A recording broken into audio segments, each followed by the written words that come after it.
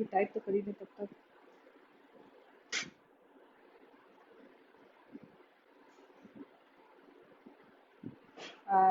कौस्तुभ जी, जरा आप सुनेंगे आवाज कैसी आ रही है? नहीं तो फिर मैं वायर वाला ही लगाती हूँ। एक मिनट फोन करके बता दीजिए चाहे, या उसी पे बता दीजिए, मैं फेसबुक लाइव को देख भी रही हूँ।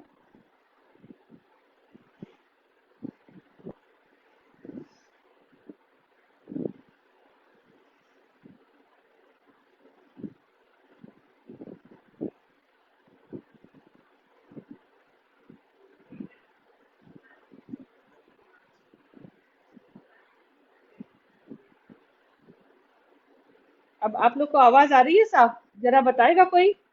आप लोग प्लीज थम्स अप करिए तो मैं देख पाऊँ।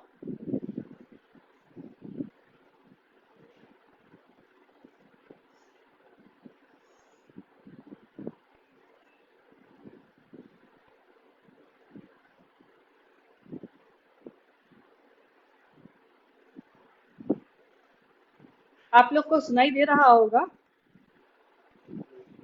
आ रही है आवाज? ओके। Okay, thank you. बहुत अच्छा। तो अब हम लोग का समय हो गया है। Thank you Rahul, Dolly, Mauzam ji, thank you. Balakrishna ji, आप सबने को आवाज आ गई, thank you very much. Anjali ji, thank you. आप सब लोग कल थे। दो तीन बातें मैं आज बता दूं शुरू होने के पहले। ये जो मेरा प्रेजेंटेशन है ये कॉपीराइट है, आप लोग बिल्कुल इसको यूज करिए, लेकिन हम लोग को क्रेडिट जरूर दे दीजिएगा। उतना मैं चाहूंगी जिससे कि सबको पता चले कि हम लोग मेहनत कर रहे हैं। अगर किसी को जरूरत हो तो वो हम लोगों से मदद ले पाएगा इसकी वजह से। दूसरी बात यह है कि हम लोगों ने अपना एक मेरी आवाज करके ऐप बनाया है चाइल्ड सेक्सुअल अब्यूज की रिपोर्टिंग और अवेयरनेस के लिए, उसकी लिंक डाल दी है। हम चाहेंगे कि आप लोग उसको जरूर डाउनलोड कर लें, एक बार देखें जरूर। मैं अभी आपको बताऊंगी भी बाद में कि वो कैसे इस्तेमाल होता है। ये बहुत हेल्पफुल है, काफी लोगों को मदद की है इसने। तीसरी चीज है, एक फीडबैक फॉर्म दिया है। जिन लोगों ने कल भी अटेंड किया है और आज भी अटेंड कर रहे हैं, आप लोग पूरा प्रोग्राम खत्म होने के बाद ही ये फीडबैक फॉर्म भरिएगा। वो इसलिए कि इसमें कुछ सवाल ऐसे हैं जो आखिर में जो हमने कुछ बताया है उससे संबंधित है, तो वो जवाब नहीं दे पाएंगे। तो अगर आप लोगों ने पहले भर दिया तो आपका फीडबैक फॉर्म जो है स्वीकार नहीं होगा। तो इसलिए कृपया आज पूरा सुन लीजिए। आज का थोड़ा कानून के ऊपर बात होगी, लेकिन हमारी उम्मीद रहेगी कि हम कोशिश भी रहेगी कि आप लोगों को इसमें इंटरेस्ट बना रहे। मैं पूरी कोशिश करूंगी इसकी। तो आप लोग प्लीज अब मैं शुरू कर रही हूँ। कल हम लोगों ने जहाँ पे छोड़ा था, procedure for reporting of cases, POCSO के केसेस रिपोर्ट करने का तरीका क्या है, ये आज हम लोग शुरू करेंगे। इसके बाद आगे के कुछ कानून के बारे में बताएंगे, मोटे मोटे कानून। बाकी बेयर एक्ट आप लोगों के पास होगा ही, 2012 का भी होगा, 18 के अमेंडमेंट्स भी होंगे, 19 के भी अमेंडमेंट्स होंगे, 2020 के भी अमेंडमेंट्स होंगे। उनके बारे में बहुत थोड़ी सी मैं बताऊंगी, और बाकी आप लोग उससे पढ़ लेंगे। आप लोग को कोई भी सवाल हो, आप लोग मुझे पर्सनल मैसेज करिएगा या कौस्तुभ जी को पूछ दीजिएगा, वो हमें डायरेक्ट कर देंगे। और मैं अपना ईमेल आईडी वगैरह लास्ट में जरूर दे दूंगी आप लोगों को, जिससे कि आप लोग अगर चाहे तो डायरेक्ट मुझसे सवाल कर सकते हैं। मैं आप लोग के सारे सवाल के जवाब देने की पूरी कोशिश करूंगी।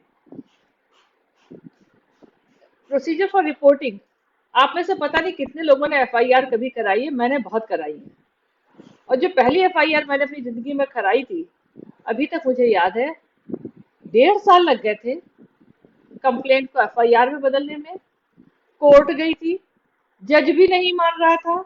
फिर मैंने अपने घर के चारों तरफ सीसीटीवी लगाए, उस गुंडे की हरकतें जब कवर हुई सीसीटीवी में, तब जाके मेरी मुश्किल से एफआईआर कोर्ट के थ्रू हुई थी। ये आपको इसलिए बता रहे हैं कि एफआईआर कराना कितना मुश्किल होता है। लेकिन पॉक्सो एक्ट में इसी वजह से, क्योंकि ये बहुत ही गंभीर मुद्दा है, बच्चों से संबंधित है, और बच्चों की वजह से इसका अक्सर प्रूफ नहीं मिल पाता है ठीक से, तो एफआईआर करवाने जाएगा कोई तो एफआईआर करेगा नहीं। इसलिए इसके लिए बहुत खास तरीके से ये कानून बनाया गया है कि अंडर सेक्शन 19 अगर आप रिपोर्ट कराने जाते हैं या बच्चा रिपोर्ट कराने जाता है, तो सबसे पहली बात तो ये है कि इस केस की रिपोर्टिंग पुलिस को होनी जरूरी है।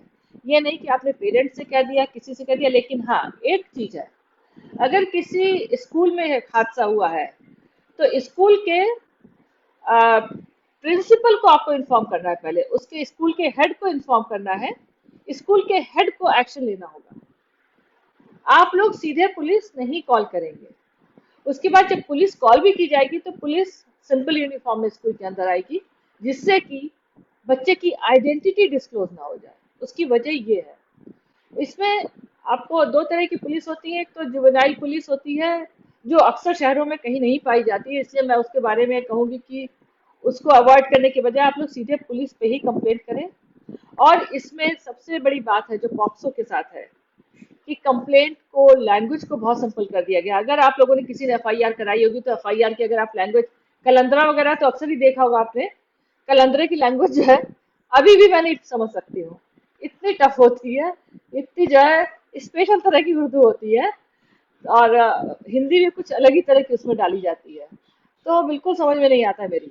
वो इसलिए बता रही हूँ कि इसमें इस कानून को हल्का करने के लिए, जिससे कि ज्यादा से ज्यादा जन सामान्य इसको पहुंच के अपनी शिकायत दर्ज करवा पाए और पुलिस को भी शिकायत दर्ज करने में दिक्कत ना हो, भाषा को सिंपल कर दिया गया है। इसमें आपको हर, जैसे कोई कंप्लेंट होती है तो उस कंप्लेंट को एक एंट्री नंबर जरूर मिलेगा और राइटिंग में रिकॉर्डिंग होगी। ये नहीं कि हाँ हाँ सुन लिया है कर देंगे, वो नहीं चलेगा। और उसके बाद जब कंप्लेंट जो करने आएगा उसको उस कंप्लेंट को पढ़ के सुनाया जाए कि तुमने ये लिखाया है, जिससे कि कोई गलत बात ना लिख जाए। और इसको पुलिस यूनिट की बुक्स में भी रखा जाएगा। अगर ये कंप्लेंट बच्चे ने की है तो बिल्कुल ही साधारण भाषा में लिखा जाएगा और इसको रिकॉर्ड भी किया जाएगा। तो अगर कंटेंट्स जो है, लैंग्वेज बच्चे की, सपोज अगर यहाँ पे कोई साउथ इंडियन बच्चा आ गया और वो नहीं हिंदी बोल पा रहा है, तो इसका मतलब ये नहीं कि उसकी कंप्लेंट नहीं ली जाएगी। इंटरप्रेटर बुलाया जाएगा, ट्रांसलेटर बुलाया जाएगा, और ये ट्रांसलेटर हम लोगों को एसजेपीयू, स्पेशल जुवेनाइल पुलिस यूनिट, और DCPU, district child protection units, DCPU से हम लोगों को ये ट्रांसलेटर प्रोवाइड होता है।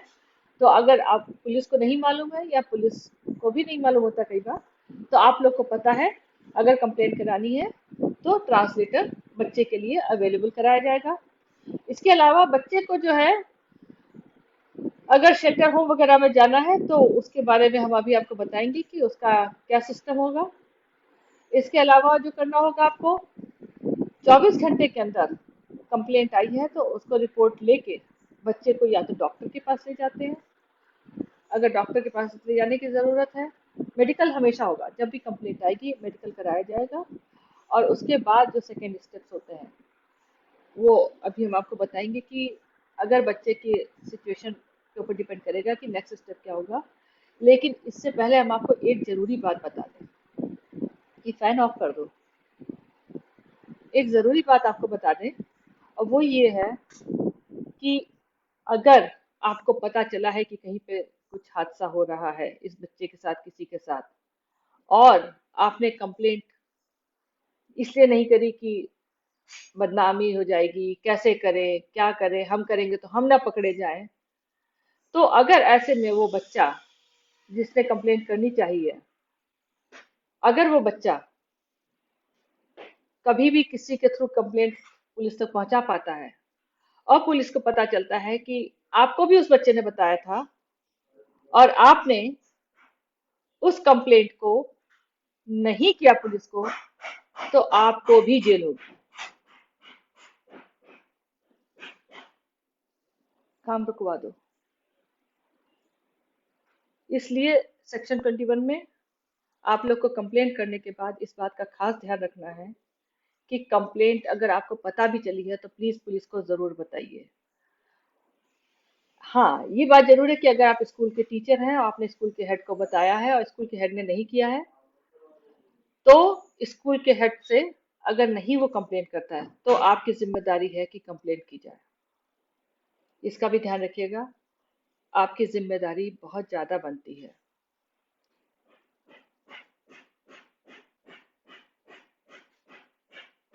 तुरंत रोक दो। फॉल्स कंप्लेंट, फॉल्स इंफॉर्मेशन होती है अगर, तो क्या होता है, कई बार ऐसा होता है कि हम कंप्लेंट करते हैं और कंप्लेंट के बाद भी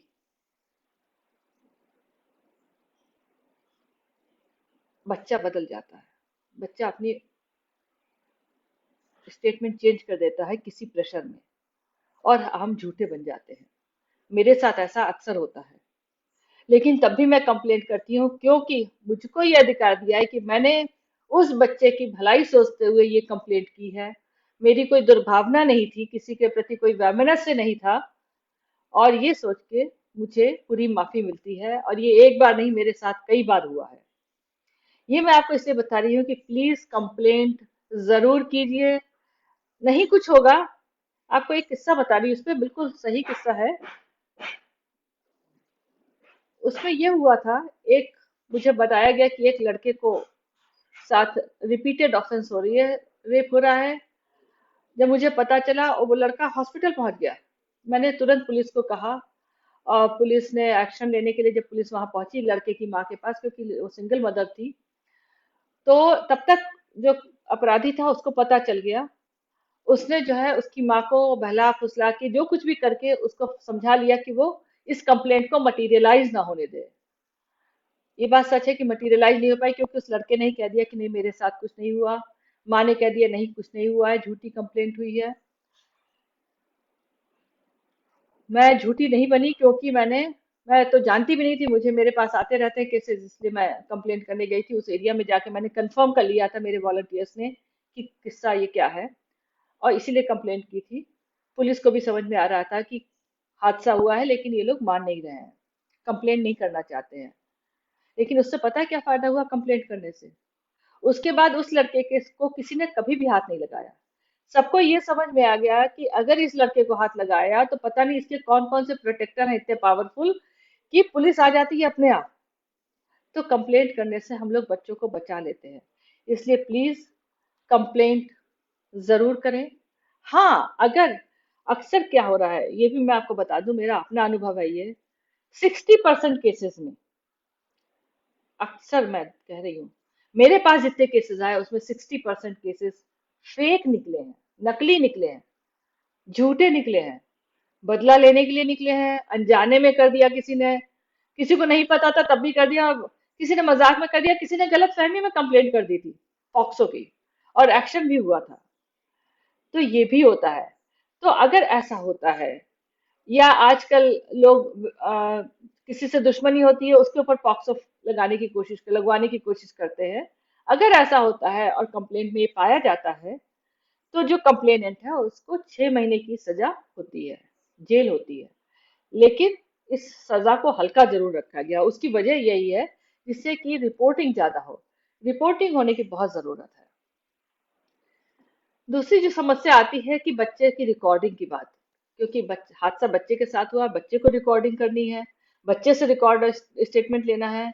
तो ऐसे में क्या हो, उसका प्रोविजन यह है कि बच्चे को, एक तो हम लोग कोर्ट पुलिस थाने में नहीं बुलाते हैं, बच्चे के पास पुलिस जाती है, एक बात। दूसरी इंपॉर्टेंट बात है, पुलिस सादे कपड़ों में जाती है। तीसरी जरूरी बात है, कम से कम एसआई लेवल की और महिला पुलिस जाती है, ये कोशिश की जाती है। चौथी क्या जरूरी बात है, जहां पे बच्चे को सुविधा लगे वहीं पे कंप्लेंट लिखी जाएगी। कंप्लेंट लिखने के लिए उसको ना तो थाने जाना है, ना ही कहीं पे उसको अकेले बैठा के करना है, साथ में बच्चे के साथ बच्चे का एक अभिभावक होना जरूरी है, एक गार्जियन होना जरूरी है। बच्चे से अकेले में कोई बात नहीं करेगा। ये भी एक कानून है। आप जब किसी बच्चे की मदद करें तो आपको ये कानून पता होना चाहिए। बच्चे को रात में पुलिस स्टेशन पे रखा नहीं जा सकता है। बच्चे की आइडेंटिटी को प्रोटेक्ट करने के सारे उपाय करे जाते हैं। ना तो कोई ये बताता है कि पुलिस बच्चे के बारे में आसपास में नहीं पूछती है, एड्रेस पूछती है और वहां पहुंच के बच्चे से बात करती है। और हमने आपको बता दिया है कि पुलिस को कितना ध्यान रखना पड़ता है। नहीं तो अगर केस रिपोर्ट रिकॉर्ड नहीं किया पुलिस ने, तो पुलिस को भी जेल होती है, पुलिस की भी नौकरी जाती है। इसलिए पॉक्सो एक्ट में दुनिया का सबसे अच्छा कानून है ये, लेकिन इसके बारे में हम लोगों की जागरूकता बहुत कम है। 2012 के बाद जब 2018 में जब अमेंडमेंट्स हुए थे, तो स्पेशल फास्ट ट्रैक कोर्ट बनाने का प्रोविजन बनाया गया था कि 3 महीने के अंदर होंगे। उनमें यह था कि नए फास्ट ट्रैक कोर्ट्स सेटअप किए जाए पॉक्सो के लिए, और पब्लिक प्रोसिक्यूटर की नई पोस्ट। उसकी वजह बता दें, पॉक्सो के केस में सिर्फ हादसा ही नहीं होता, हादसे के संग संग भावनात्मक भी होता है, बच्चे के लिए बहुत तगड़ा ट्रॉमा होता है। इसलिए स्पेशल प्रोसिक्यूटर जो कि प्रॉपरली ट्रेंड हो पॉक्सो में और चाइल्ड सेक्सुअल अब्यूज में, उनको अपॉइंट किया जाए। जजेस को भी स्पेशल ट्रेनिंग दी जाए। एनसीआरबी आप लोग को सबको पता होगा, national crime record bureau. National crime record bureau एक डेटाबेस सेटअप करे। उस डेटाबेस में जितने भी ऑफेंडर्स हैं, चाइल्ड सेक्सुअल ऑफेंडर्स, उनकी लिस्ट बनाई जाए। उस लिस्ट को सारे पुलिस स्टेशन में शेयर किया जाए, जिससे कि इसका अपराधी का ट्रैक किया जा सके और उसको जो है चेक किया जा सके, और सारे पुलिस थाने वाले उस अपराधी के बारे में अलर्ट रहे अगर वो उनके एरिया में पहुंच जाए तो। इसके लिए 3 महीने का समय दिया गया था, लेकिन अभी काम चल रहा है, जैसा कि हमेशा ही होता है। अब आपको अभी इसमें आपको हम प्रोसेस फ्लो बता देते हैं कि अगर पॉक्सो एक्ट में कोई केस रजिस्टर होता है तो उसका पूरा प्रोसेस फ्लो क्या होता है। उसमें जैसे ही सेक्सुअल अब्यूज की रिपोर्टिंग होती है अंडर सेक्शन 19, तो पुलिस जो है केस रजिस्टर करेगी। रिकॉर्डिंग होगी with in 24 hours by the police of the child. उसका स्टेटमेंट विद इन 24 आवर्स होगा। जब रिकॉर्डिंग हो जाएगी, उसके बाद अगर मान लो बच्चे को जिस घर में रह रहा है वहीं पे सेक्सुअल अब्यूज हुई है, वहीं पे ही कोई कर रहा है, तो बच्चे को वहां से तुरंत हटाना पड़ता है। जब हटाया जाएगा तो 24 घंटे के अंदर ही चाइल्ड वेलफेयर कमेटी के सामने बच्चे को प्रेजेंट किया जाता है, और बच्चे को सबसे पहले तो मेडिकल कराया जाता है। उसके बाद बच्चे को शेल्टर होम में ले जाते हैं, और उसके साथ साथ उसका स्टेटमेंट तो रिकॉर्ड होता है मजिस्ट्रेट के सामने। नेक्स्ट डे सीडब्ल्यूसी 3 दिन के अंदर डिसाइड करती है कि इस बच्चे को कहाँ पे रखा जाए। या तो उसके आस पड़ोस के जो केयर कर सके, जिन पे जिम्मेदारी हो, फिट पर्सन है कोई जो कि उस बच्चे की देखभाल कर पाए, उसके पास रख सकते हैं, या बच्चे को होम में डालना पड़े, या बच्चे का काउंसलिंग से, बच्चे का और फैमिली के काउंसलिंग से ही काम चल जाए। और एक support person child welfare committee जरूर अपॉइंट करती है। इस सपोर्ट पर्सन का काम क्या होता है? ये सपोर्ट पर्सन जो है बच्चे को इमोशनली साइकोलॉजिकली डील करता है, उसकी फैमिली को डील करता है, बच्चे को गाइड करता है अगर उसे कोर्ट जाना है कि उससे कैसे बात करनी है, जिससे कि बच्चा निश्चिंत होकर सही तरीके से इस सिस्टम में अपनी आइडेंटिटी को छुपाए हुए भी अपने लिए न्याय को पा सके। स्पेशल कोर्ट का क्या काम है? क्यों स्पेशल कोर्ट अपॉइंट किए गए हैं? स्पेशल कोर्ट का रोल होगा कि बच्चे को इंटरप्रेटर दिया जाए, ट्रांसलेटर दिया जाए अगर जरूरत है, बच्चे को प्रिवेंट करा जाए असेलेंट से फेस टू फेस ना होने देने के लिए, उसके सारे उपाय कोर्ट करेगा। विक्टिम कंपनसेशन पे एक्शन ले कोर्ट तुरंत, जिससे कि अब तो नया रूल आ गया है 2020 का सेक्शन 9 में, कि स्टेट्स को अथॉरिटी दे दी गई within 30 days interim compensation allot किया जाए। और ये 50,000 का होता है, लेकिन अभी कैलाश सत्यार्थी जी की टीम ने इस 50,000 के इंटरिम कंपनसेशन को एक बच्चे को भी 6 लाख दिलवाए हैं। And we are so proud कि उनकी टीम इतनी अच्छी तरीके से बच्चों के न्याय के लिए काम कर रही है। आप लोग उनको अप्रोच कर सकते हैं कभी ऐसा सिचुएशन आए। आप लोग चाहेंगे मैं आप लोगों को नंबर शेयर कर दूंगी बाद में, उनसे परमिशन लेने के बाद ही करूंगी। पर हाँ, हमको वो हम लोगों की बात सुनते हैं और हम लोग की मदद भी करते हैं। और उसके बाद पब्लिक प्रोसिक्यूटर से केस की कंटेस्ट होती है।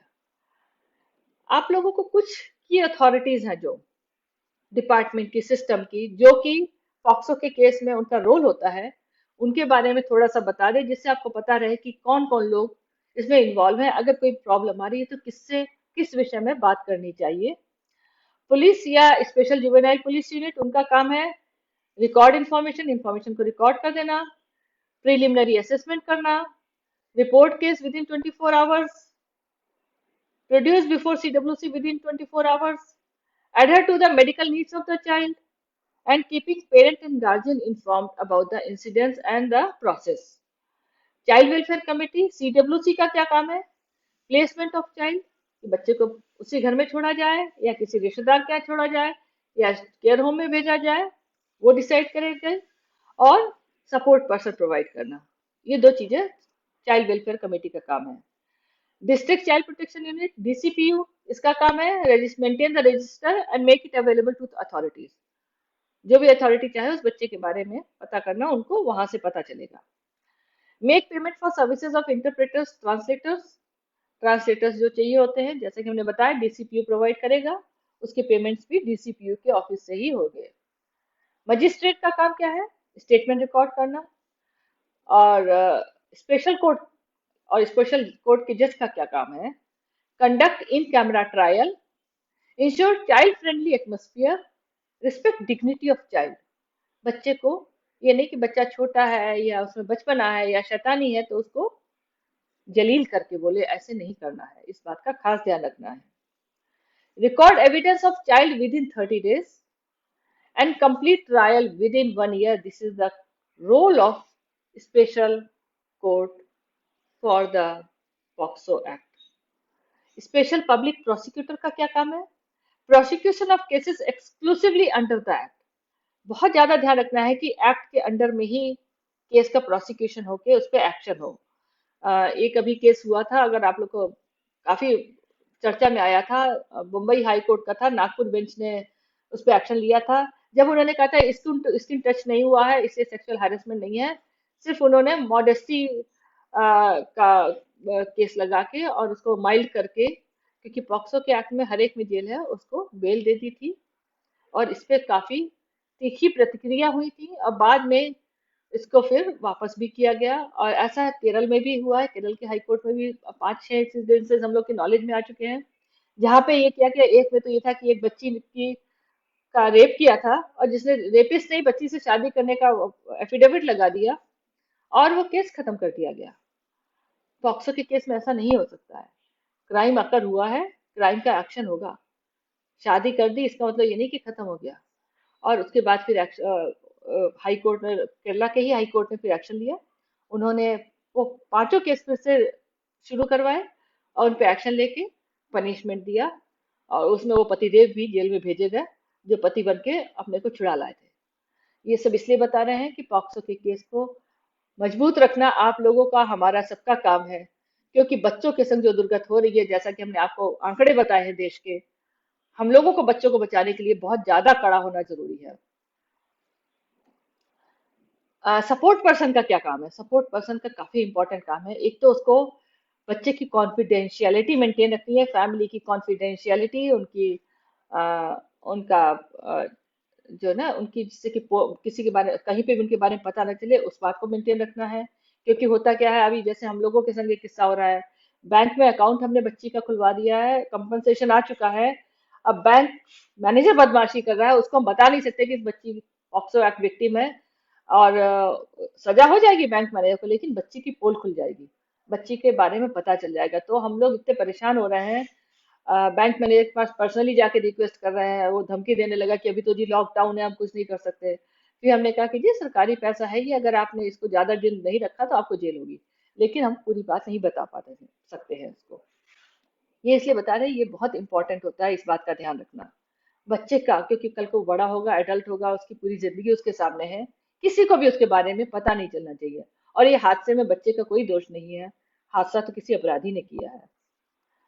उसके अलावा सपोर्ट पर्सन का काम है keeping parent and guardian inform, कि कब कोर्ट की डेट है, कब तुम्हें अकाउंट खोलना है, कब बच्ची को अ, इलाज करवाने के लिए कहाँ कहाँ लेके जाना है, कहाँ से इसको सरकारी मदद मिलेगी, ये सब काम सपोर्ट पर्सन का होता है।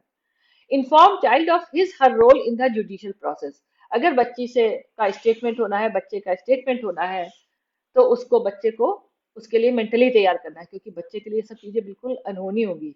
हालांकि बहुत सारे कानून है कि जज भी बच्चे को कोर्ट में नहीं बुलाएगा स्टेटमेंट देने के लिए।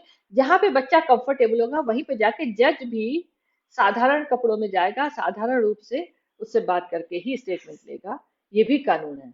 अब तो खैर कोर्ट में भी चाइल्ड फ्रेंडली रूम्स बनाए गए हैं, जहाँ पे बच्चा आता है, वो सोचता है उसका क्लासरूम है ये, और वो स्टेटमेंट देता है, जिससे कि बच्चे के ऊपर कोई मानसिक संताप और ज्यादा ना आए। सेंट्रल गवर्नमेंट का क्या रोल है? Provide publicity to the act, क्योंकि हम जैसे आपसे बता रहे हैं इस एक्ट की पब्लिसिटी बहुत कम है। Provide publicity to the act, impart training to authorities, authorities को ट्रेन करना कि किस एक्ट को कैसे इंटरप्रेट किया जाए। फ्रेमिंग रूल्स एंड गाइडलाइंस, जैसे कि आपको पता है अमेंडमेंट्स होते रहते हैं। Pass order to remove difficulties that may arise in implementation, ये सब सेंट्रल गवर्नमेंट का काम है। स्टेट गवर्नमेंट का काम क्या है? Designate a court as a special court, और appoint special public prosecutor, provide publicity to the act, impart training to authorities, and framing rules and guidelines according to their state rules. Because कहीं पे मैट्रियार्कल society, कहीं पे patriarchal society, तो उसकी वजह से थोड़ा सा रूल्स में डिविएशन होता है, बहुत ज्यादा नहीं होता है। National commission for protection of child rights, राष्ट्रीय बाल आयोग, state commission for protection of child rights, राज्य बाल आयोग, इनका क्या रोल है? Monitor implementation of the act, ये देखना कि एक्ट को सही तरीके से इम्प्लीमेंट किया जा रहा है। Calling for reports from the CWC on specific cases, अगर कोई ऐसा स्पेशल केस हो जो कि बहुत ज्यादा गंभीर हो, बहुत ज्यादा अनोखा हो, उसके ऊपर चाइल्ड वेलफेयर कमेटी से रिपोर्ट लेके उसके ऊपर स्टडी करके उसके ऊपर एक्शन लेना। Reporting on the implementation of the act by way of separate chapter in its annual report, और NCPCR की जिम्मेदारी है कि इस बात का ध्यान रखना, इस बात को इंश्योर करना कि कानून को सही तरीके से इम्प्लीमेंट किया जा रहा है। National crime data of child sexual abuse, हम आपसे ये पाई चार्ट शेयर कर रहे हैं, उसकी कोई खास वजह है, हम आपको बता दें। ये दो पाई चार्ट देख रहे हैं, एक है 2016 का डेटा है, एक है 2018 का डेटा।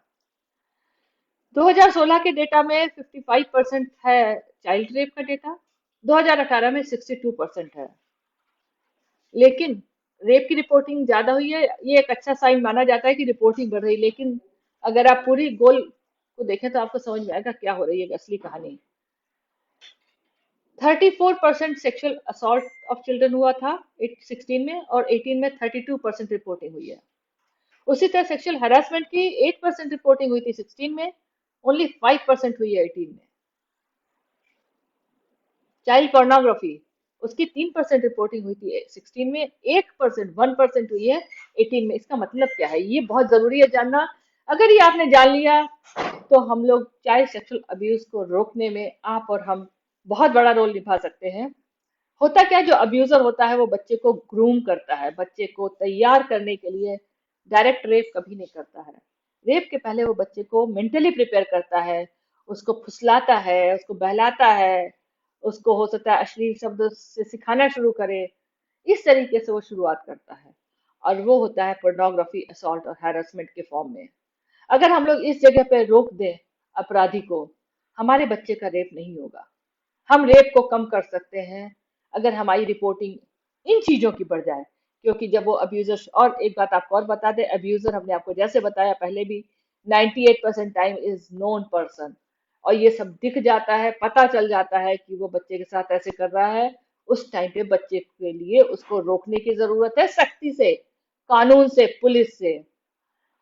ये फैक्ट है कि लोग इसको अवॉइड करते हैं, पर प्लीज अगर हमें रेप रोकना है अपने देश में बच्चों का, तो हमें यहाँ पे जोर देना पड़ेगा, और हम लोग अपने देश को एक ज्यादा सफल देश बना पाएंगे, बस इतनी छोटी सी बात से।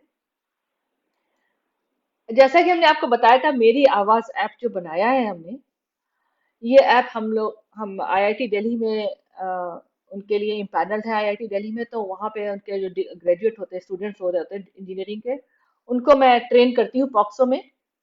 और जब वहाँ पे ट्रेनिंग देती हूँ तो उनको मेरी NGO से जो सर्टिफिकेट मिलता है उससे उनको क्रेडिट मिलते हैं उनके डिग्री के मार्क्स में।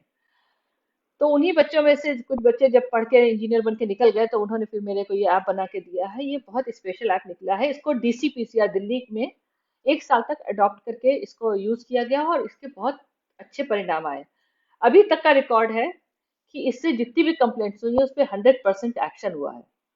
इस ऐप की दो तीन बहुत बड़ी खासियत है। एक तो ये ऐप जो है 2 भाषाओं में है अभी, और भाषाओं में ट्रांसलेशन हो रहा है इसका। उसके अलावा इसमें जागरूकता के भी उपाय दिए गए हैं, बच्चों के लिए अलग तरह से, अभिभावकों के लिए अलग तरीके से, शिक्षकों के लिए अलग, क्योंकि शिक्षकों के अलग कानून होते हैं। और पॉक्सो एक्ट भी इसमें दिया गया है, जो कि इसको हैंडी कर देता है कभी भी किसी को कुछ इंफॉर्मेशन शेयर करने के लिए या एक्सेस करने के लिए।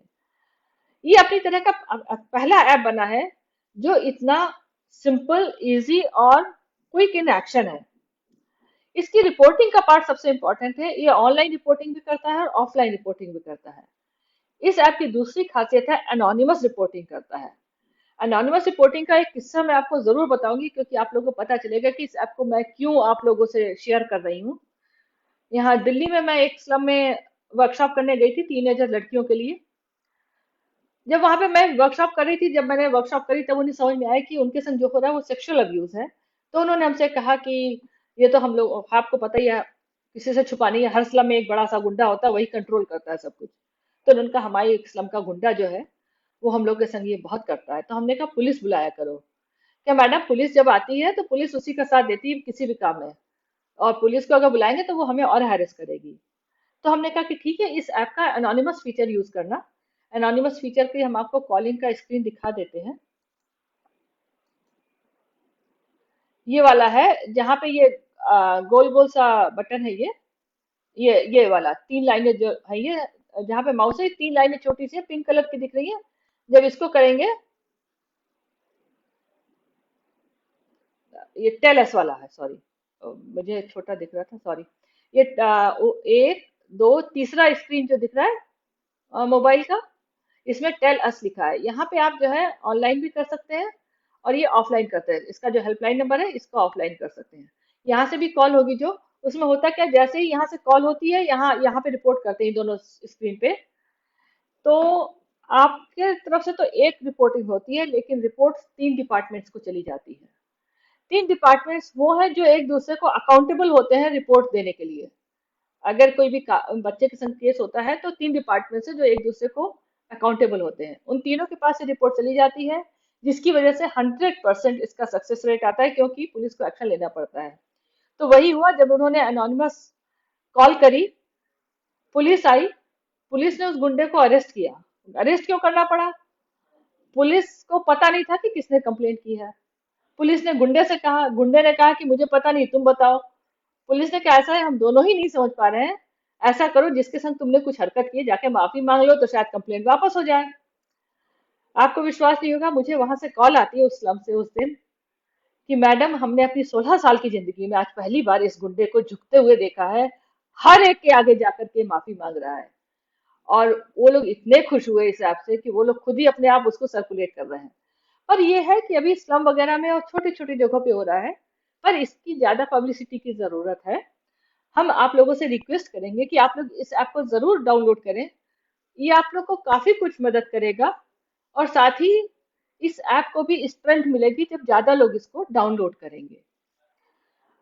इसी के साथ मैं अपना सेशन कंप्लीट करने पे आ रही हूँ, लेकिन कंप्लीट करने के पहले मैं दो तीन केसेस डिस्कस करना चाहूंगी आपसे, दो तीन सिचुएशंस डिस्कस करना चाहूंगी पॉक्सो एक्ट के बारे में। और इसमें कमेंट्स आ रहे हैं? अगर आप लोग को कुछ कमेंट्स हो, कोई क्वेश्चन हो, तो आप लोग प्लीज पूछ सकते हैं।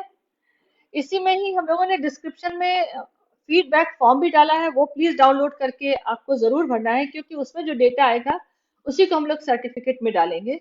तो इसलिए वो फीडबैक फॉर्म जरूरी है। प्लस हमको ये पता चल जाएगा कि कितने लोगों ने इसमें इंटरेस्ट लिया और कितने लोगों ने बस नहीं समझ पाया। अगर नहीं समझ पाया, मैं यहाँ पे हूँ आप लोगों के लिए, आप लोग को फिर से समझाने आऊंगी जब भी आप लोग कहेंगे। तो आप लोग प्लीज अगर डाउनलोड कर लिया है तो बताइए। और अगर आप लोग के कोई सवाल हो तो आप लोग अगर यहाँ पे डालेंगे मैसेज बॉक्स में, मैं अब ध्यान दे रही हूँ, मैं नोट करती रहूंगी इसको। तो आप लोग प्लीज बताइए अगर किसी का कोई सवाल है।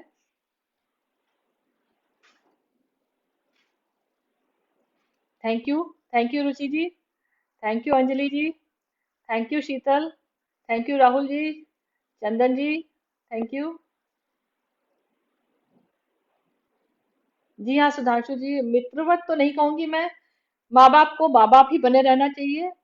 लेकिन हाँ, उनके बीच में संवाद होना चाहिए। होता क्या है, हम लोग मित्रवत बन के या तो जरूरत से ज्यादा ही रिलैक्स हो जाते हैं, वो भी ठीक नहीं है, क्योंकि बच्चे को हम ही लोग को सिखाना है। तो बच्चे के साथ हम लोग को मित्रवत के पक्ष में मैं नहीं हूँ। मुझे हम लोग को अपना माता पिता का जिम्मेदारी को निभाना बहुत जरूरी है, परंतु संवाद का माहौल रखना है। संवाद के माहौल में क्या होता है, बच्चा अपनी बात कह पाए, हम अपनी बात कह पाए, अपनी बात उसको समझाने के लिए अपनी तरफ से कोशिश करें, और बच्चे की बात को समझने की भी कोशिश करें। नहीं तो अक्सर क्या होता है, जब हम लोग बात करते भी हैं तो बात में या तो मैं डिक्टेशन दे रही होती हूँ, बच्चा सुन रहा होता है, या मैं सुन रही होती हूँ, बच्चा डिक्टेशन दे रहा होता है। वो दोनों ही परिस्थितियां के पक्ष में मैं नहीं हूँ। पर हाँ, ये बात जरूरी है, क्योंकि हम लोगों के यहाँ अभी तक का रहा है कि भय बिन होए न प्रीत वाला कॉन्सेप्ट, वो भी ठीक नहीं है। बच्चे अगर डरेंगे तो हम लोग को बताएंगे नहीं कि उनको क्या प्रॉब्लम हो रही है। उसको भी जो है हम लोग को रोकने की बहुत जरूरत है।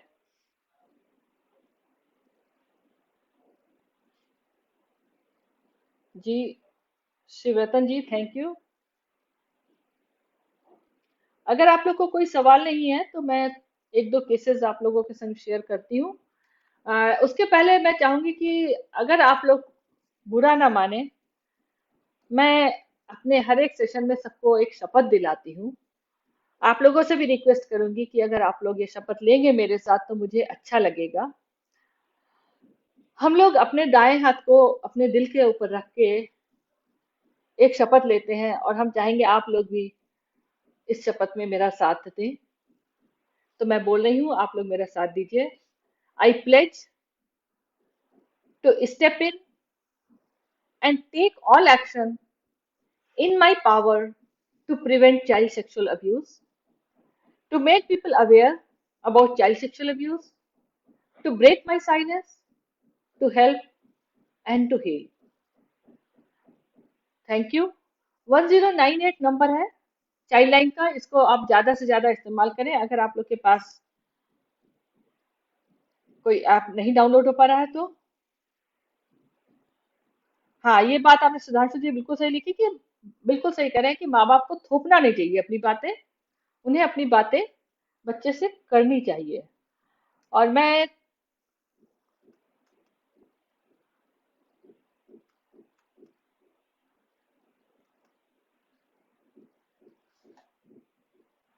2-3 केसेस आप लोगों के साथ डिस्कस करना चाहती हूँ। सबसे पहले तो एक इंसिडेंट शेयर डिस्कस करना चाहती हूँ।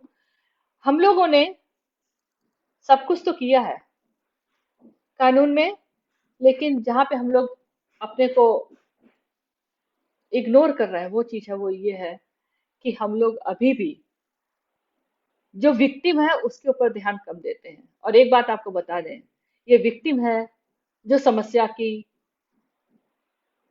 जड़ को खत्म कर सकता है। इस विक्टिम को हम लोगों को सही तरीके से ध्यान देना है। अब हालांकि कोर्ट वगैरह ने ध्यान देना शुरू किया है और कंपनसेशन का रूल जो आया है, लेकिन एक गड़बड़ हुई है। 2019 में जो अमेंडमेंट हुए उसमें 16 साल से कम उम्र की लड़कियों के लिए तो कानून सख्त हो गया, लेकिन लड़कों के लिए नहीं हुआ है। जबकि पॉक्सो जेंडर न्यूट्रल है, उसके बावजूद ये कानून थोड़ा कमजोर हो गया है, खतरनाक हो गया है। इसके बाद लड़कों के रेप और बढ़ेंगे। हम चाहेंगे आप सब लोग लेटर लिखें women and child development ministry को कि इस कानून को जल्दी से जल्दी ठीक करें।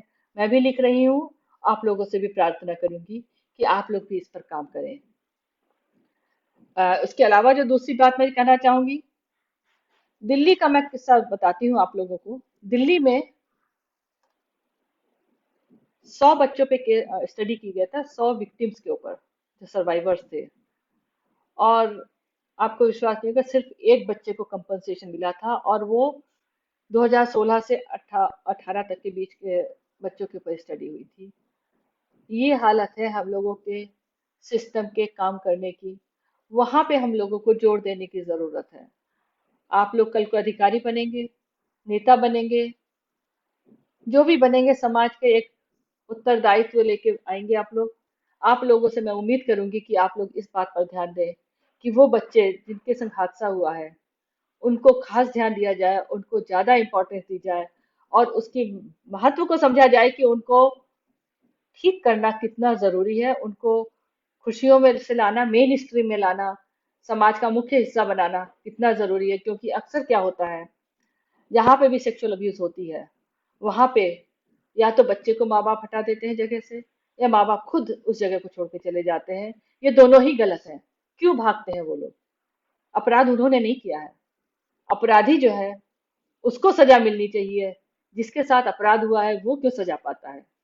और ये कानून की थोड़ी सी कमी है कि कानून ठीक से लागू नहीं हो रहे हैं। अगर ठीक से लागू हो जाए तो लोगों में विश्वास आ जाए, जागरूकता आ जाए। जागरूकता की सख्त कमी इसलिए है क्योंकि इसके बारे में सूचनाएं सही तरीके से लोगों तक नहीं पहुंच रही हैं। सूचनाएं पहुंच रही हैं लेकिन सही तरीके से नहीं पहुंच रही, सही प्लेटफॉर्म से नहीं पहुंच रही हैं। चाइल्ड सेक्सुअल अब्यूज है, ई बॉक्स, ये सब कह दिया गया है, लेकिन क्या ये चीजें किसी को पता है कि ई बॉक्स क्या है, कैसे ऑपरेट होता है, क्यों इसकी जरूरत है, इसके सेक्सुअल अब्यूज क्यों इतनी इंपॉर्टेंट है? आपको मैं अपना अनुभव बता रही हूँ कि ये मत समझिएगा कि गरीब इस बात को तकलीफ नहीं पाते हैं। गरीब को भी उतना ही बुरा लगता है। मैं अपना अनुभव एक बताना चाहती हूँ आपसे। पता नहीं आप लोग के पास टाइम है? आपको ये प्लीज, अगर टाइम हो तभी हम आगे करेंगे, नहीं तो हम लोग केसेस लेंगे।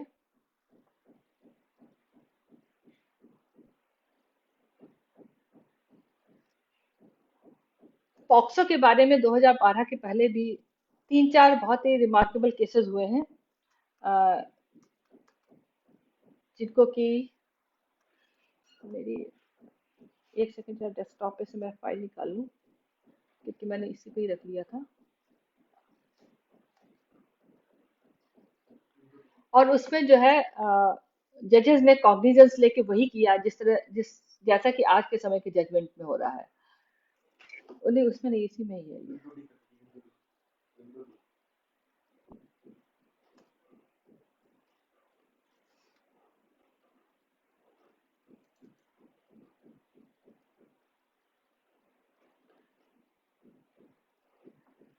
जो 100 बच्चों के संग किया गया था, आपको बता दें उसमें से 90% बच्चे स्कूल से ड्रॉप आउट हुए हैं। ये हालात है कि स्कूल ने भी ध्यान नहीं दिया, कि क्योंकि स्कूल को बताया जाता है कि इन बच्चों का ध्यान रखें, उनके पास पहुंचती है रिपोर्ट, उन्होंने भी ध्यान नहीं दिया कि बच्चा स्कूल छोड़ रहा है। और ये क्यों हुआ? उस बच्चे के संग हादसा हुआ। और यहाँ पे सिस्टम को जरूरत है। केरला में जैसा हमने आपको बताया था कि 5 केसेस हुए थे, उनको फिर विड्रॉ किया गया वापस, क्योंकि उन्होंने पॉक्सो के केस को डाइल्यूट कर दिया था, उसको ट्वीक करके। जबकि ऐसा हो नहीं सकता है। कानून बहुत बढ़िया बना है पॉक्सो का, उसको बदनाम नहीं कर सकते हम लोग। स्क्रीन नहीं आ रही? चलो फिर रहने देते हैं, स्क्रीन छोड़ो।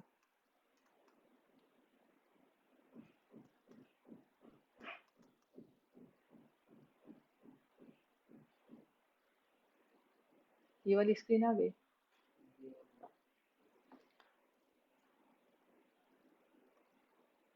अभी जो है एक आपको और किस्सा बता रही हूँ मैं। अभी मैं अनुभव किया, अभी मैं इसका हिस्सा बन रही हूँ। छत्तीसगढ़ में एक लड़के ने अभी सुसाइड किया है मार्च में। और उसने अपना डेथ नोट जो था उसमें लिखा था कि वो अपनी फीमेल टीचर की वजह से, सेक्सुअल हैरेसमेंट की वजह से सुसाइड कर रहा है। लड़का बहुत जीनियस था, सुपर जीनियस था, 16-17 साल का था। उसने सुसाइड नोट में एक पासवर्ड भी डाला था, और उसने कहा कि अगर आप लोग को ये नोट मिल गया है, इसका मतलब मैं मर चुका हूँ। और मैंने उस टीचर का चैट हैक कर दिया है, उसको लॉक कर दिया है, 1 हफ्ते तक लॉक रहेगा। किसी तरह से उन लोगों को मेरा नंबर मिल गया, पता नहीं कहाँ से, नेट पर ढूंढ ढांड के, और उनकी फैमिली ने मुझे कांटेक्ट किया। मैंने आज तक उस फैमिली की शक्ल भी नहीं देखी है। ये आपको इसलिए बता रही हूँ कि ऐसा मत सोचिए कि कोई वेस्टेड इंटरेस्ट रहा होगा। उन्होंने हमें अप्रोच किया, उन्होंने कहा कि पुलिस एफआईआर नहीं कर रही है, पुलिस कंप्लेंट ही नहीं ले रही है। और ऊपर से मीडिया वाले, क्योंकि वो टीचर पावरफुल थी, वो मीडिया वाले उस टीचर के फेवर में निकाल रहे हैं कि उस लड़के में कमियां थी इसलिए उसने सुसाइड किया है। उस लड़के को पैसे, माँ के बाप के पास पैसे नहीं थे फीस जमा करने के लिए, इसलिए उस लड़के ने सुसाइड किया है। उस लड़के का इलाज चल रहा था इसलिए उसने सुसाइड किया है। और उसकी बहन ने जब मुझे कॉल किया तो वो रो रही थी, उसकी माँ तो बेहोश पड़ी थी। उन्होंने कहा कि एक तो हमारा लड़का चले गया, इकलौता लड़का था उस फैमिली का, ऊपर से इस तरह से मीडिया और हम लोग को बदनाम कर रहा है। आपको बता दें, कायदे से उस मीडिया को जेल भेजा जा सकता था क्योंकि उन्होंने उस बच्चे की आइडेंटिटी डिस्क्लोज कर दी थी। वो बिल्कुल अलाउड नहीं है।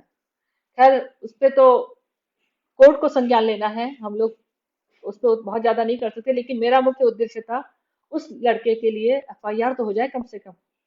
मैंने बहुत कांटेक्ट किया और आप लोग को बताएं, मैं आपसे लोगों से क्यों ये शेयर कर रही हूँ। इलाहाबाद यूनिवर्सिटी के मेरे ग्रुप में मैंने डाला, क्योंकि मुझे पता खूब सारे आईपीएस और आईएएस थोक के भाव निकलते हैं यहाँ से।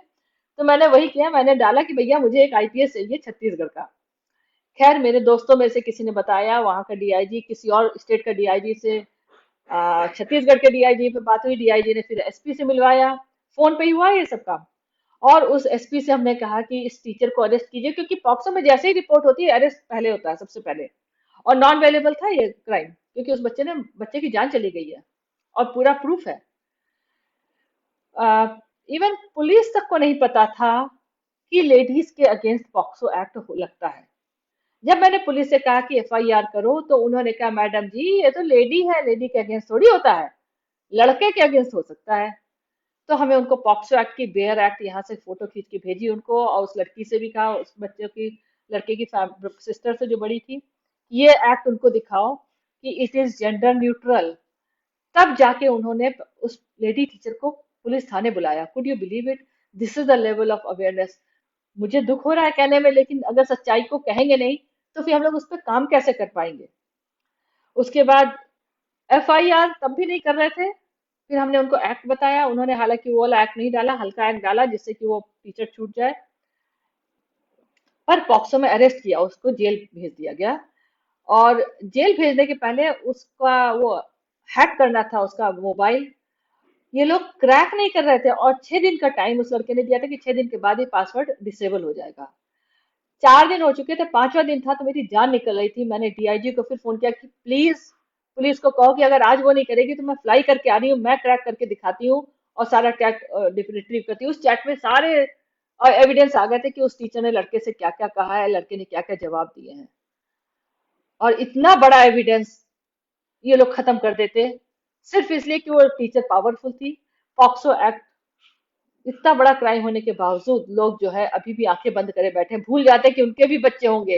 हो सकता है उनके घर में, कईयों के घर में बच्चे हो सकता है कईयों के बच्चों के संग हादसे हो गए, सिर्फ उन्होंने ऐसे इग्नोरेंट लोगों को, अपना माँ बाप भी ऐसे इग्नोरेंट रहे होंगे वो लोग, माँ बाप को बताया ही नहीं होगा, लेकिन हुआ जरूर होगा। ये हम आपको इसलिए बता रहे हैं कि अभी भी इस कानून को ठीक से लागू होने में टाइम लग रहा है। आप लोगों से उम्मीद है कि आप लोग इस कानून को सही तरीके से लागू करेंगे। हमारे देश में इस कानून को सही तरीके से लागू करने की सख्त जरूरत है। हाँ, इसका दुरुपयोग हो रहा है, उसको भी रोकने में आप ही लोग साथ देंगे। मैं यहाँ पे लड़ती हूँ, जहाँ कहीं झूठा कंप्लेंट आती है, मेरे यहाँ भी होता है ऐसा, उनको मैं रोकती हूँ। एक बात आप लोगों से और कहना चाहूंगी, आप सब लोग यंग लोग हैं, आप सबके बॉयफ्रेंड्स गर्लफ्रेंड्स होंगे, खुशी की बात है, मैं इसको सपोर्ट करती हूँ, मैं इसके विरुद्ध नहीं हूँ। लेकिन इस बात का ध्यान रखिएगा कि आपका बॉयफ्रेंड या गर्लफ्रेंड 18 साल से कम का ना हो। प्लीज मेरी रिक्वेस्ट मान लीजिएगा, नहीं तो बहुत मुश्किल में पड़ेंगे। अभी आपको मैं इसका, इससे संबंधित एक किस्सा बताना चाहती हूँ। मेरी एनजीओ में ही एक लड़का था, मेरा वॉलंटियर, और वो, उसको भी किसी से अफेयर हो गई। लड़के के माँ बाप ने आके मुझे बताया कि, क्योंकि हम सबको अवेयर करते रहते तो सबको पता था कि 18 साल से कम उम्र के लोग, बच्चों के संग नहीं मिलना चाहिए। तो उन्होंने आके बताया कि वो लड़की 18 साल से कम की है। तो हमने अपने वॉलंटियर को मना किया, हमने कहा बिल्कुल उससे बंद कर दो दोस्ती, अभी जब वो 18 की हो जाए तब उससे बात करना। इन लोगों, ये दोनों मतलब लड़का थोड़ा ज्यादा इमोशनल था, उसने कहा नहीं नहीं, उसने क्या, उसको मैंने बता दिया है कानून और वो राजी है। हमने कहा वो राजी है तो मैं जेल भिजवाऊंगी तुम्हें। जब मैंने ही डराया तो उसने मेरे साथ काम करना बंद कर दिया, और मैंने कोशिश करी तो पता लगा, माँ बाप ने बताया कि वो जा चुका है घर छोड़ के, डर के मारे। पता चला कि वो लड़की को लेके भाग गया था, दोनों लोग भाग गए थे।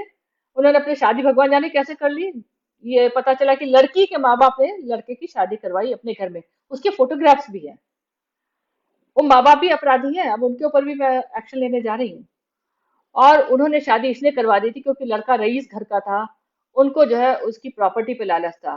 जैसे ही लड़का भागा था, जब लड़के के माँ बाप मेरे पास आए बताने कि लड़का तो भाग गया, हमने कहा तुरंत उसको अपनी प्रॉपर्टी से निकाल दो, आज और अभी इसी वक्त। मैंने कहा वकील की जरूरत हो, मैं अरेंज करती हूँ। उन्होंने खैर मेरी बात मान ली, तुरंत अपने लड़के को प्रॉपर्टी से बेदखल कर दिया। और यही एक सही चीज करी। जैसे ही यहाँ से बेदखल किया, उधर से उस लड़की की माँ ने शादी होने के बाद लड़के को पॉक्सो एक्ट में अरेस्ट करा दिया, और माँ बाप के ऊपर जोर बनाने देने लगी कि तुम लोग जो है इतने पैसे दो तो मैं इसको जेल से निकलवाऊंगी। पर क्योंकि माँ बाप ने उसको प्रॉपर्टी से निकाल दिया था, उन्होंने कहा मैं तो इस बेटे को जानता ही नहीं हूँ, मैंने उसको प्रॉपर्टी से निकाला, कहा वी आर नॉट अवेयर। आपको जान के मतलब दुख भी होता है कि दो जिंदगियां बर्बाद हो गई। अगर प्यार कर रहे हैं तो कोई खराबी नहीं है, लेकिन हाँ, कानून और नियम में रह के रहना बहुत जरूरी है, नहीं तो समाज बर्बाद हो जाएगा। इसलिए आप लोग प्लीज समाज को अच्छा रखने के लिए, और समाज क्या है, हमारा देश ही तो है, और हमें अपने देश को आगे बढ़ाना है ना, पीछे नहीं करना है। आगे तब बढ़ेगा जब हम लोग सिस्टम में रह के सही तरीके से काम करेंगे, तब हमारा देश आगे बढ़ेगा, और हम लोगों को खुशी होगी अपने इस अच्छे से देश में रहने रह करके। अगर आप लोग के सवाल हो तो प्लीज डालिए, मैं आप लोग को जवाब देख लेती हूँ, आप लोग को जवाब दे देती हूँ।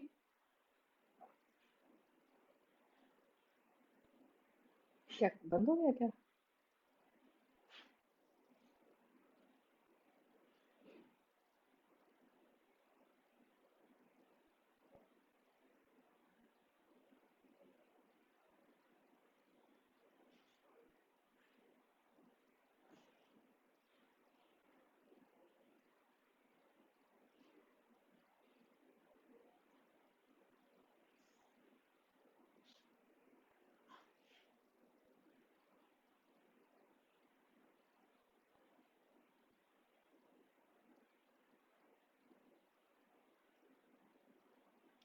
आप लोग के कोई कमेंट हो जिसमें मुझे जवाब देने की जरूरत हो तो बताइए प्लीज।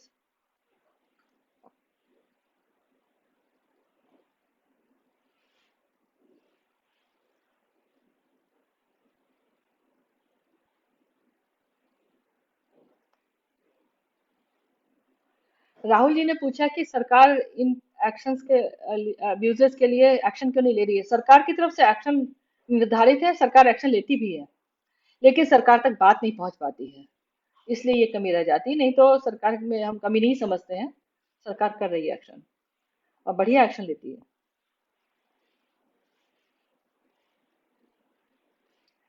है। रंजीत जी ने लिखा है कि विलेज एरिया में पुलिस का काम बहुत ढीला ढाला है। ये बात बिल्कुल सही है रंजीत जी, लेकिन जिम्मेदार कौन है? गांव वाले भी तो जिम्मेदार हैं। हम लोग गांव वालों को जागरूक कहाँ कर रहे हैं, उनकी शिक्षा पे ध्यान ही नहीं दे रहे हैं, तो ये तो होगा ही। हमको और आपको ही इसको ठीक करना होगा।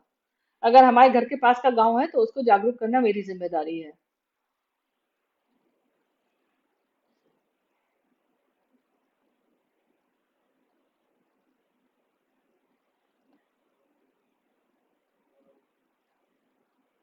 थैंक यू अंजलि जी, आपने बहुत अच्छे कमेंट्स दिए हैं।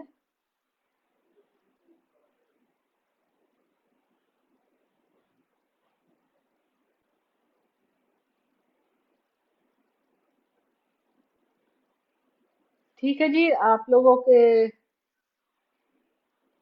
हमारे ख्याल से टाइम भी होने वाला है, तो हम आप लोग को कोई भी केस के बारे में कुछ कंफ्यूजन हो, किसी भी बच्चे को जरूरत हो, मदद की जरूरत हो, पॉक्सो से रिलेटेड, आप लोग प्लीज संकोच मत कीजिएगा। कौस्तुभ जी के पास मेरी सारी सूचनाएं हैं, कौस्तुभ जी को आप लोग कांटेक्ट कीजिए, वो आप लोग को सारी सूचनाएं दे देंगे। हम हमेशा अवेलेबल हैं आप लोग की मदद के लिए। बच्चों को सुरक्षित करेंगे, हमारा देश अपने आप आगे बढ़ जाएगा, हमें कुछ नहीं करने की जरूरत है। कहते हैं ना कि एक टूटे हुए इंसान को जोड़ना मुश्किल है, लेकिन एक इंसान को टूटने देने रोकना आसान है। तो हमें अपने बच्चों को नुकसान होने से पहले रोक लेना आसान है। थोड़ी सी चीजें हैं जो आपको सबको बता दी गई हैं। बाकी हम लोग डिफरेंट डिफरेंट वर्कशॉप्स करते हैं एज ग्रुप के हिसाब से, तो उसमें आप लोगों को हम लोग सूचना देते रहेंगे। और मैं फिर से इलाहाबाद यूनिवर्सिटी के परिवार का धन्यवाद करती हूँ, कौस्तुभ जी की पूरी टीम का, मुझे पता है बहुत बड़ी टीम बैकग्राउंड में काम करती है, उनका धन्यवाद करती हूँ। मैं धन्यवाद करती हूँ इलाहाबाद यूनिवर्सिटी का, जिसने मुझे इस ऐसा प्लेटफॉर्म पे काम करने का मौका दिया कि मैं अपनी जिंदगी में आगे बढ़ पाई, देश का नाम कर पाई। विदेश में भी मैं जहाँ पर थी, जिस कंपनी में मैं थी, मैं अकेली महिला थी, और वो भी हिंदुस्तानी। वहां पे कोई हिंदुस्तानी नहीं था मेरे से पहले, और कोई महिला नहीं थी कंप्यूटर डिपार्टमेंट में उनके। तो मेरी को बहुत ज्यादा सम्मान मिला, और मेरे को बहुत अच्छे अच्छे प्रमोशन भी मिले उस कंपनी में। तो इसलिए मैं जानती हूँ कि कहीं पर भी भेदभाव नहीं होता है, अगर आप में अपने में क्षमता है। और अपनी क्षमता पे ही मुझे विश्वास है, और वो क्षमता कहाँ से आई है? इस इलाहाबाद यूनिवर्सिटी से। I am proud to be the alumni of this university. और आप सबका बहुत बहुत धन्यवाद। और thank you all of you for joining. Please आप लोग गूगल फॉर्म पे सबमिट करना मत भूलिएगा, नहीं तो मैं सर्टिफिकेट नहीं दे पाऊंगी किसी को।